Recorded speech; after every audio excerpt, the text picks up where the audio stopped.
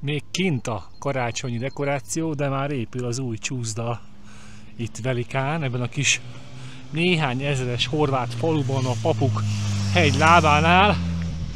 Hát ez a strand, ez nem olyan, mint a pécsi strandfürdő, ez elkészült. Folyamatos fejlesztés alatt van, most már jó ideje. Ez például az új csúszda, ami arra vár, hogy összeszereljék. És ott szemközt már megvan a konzol egy része.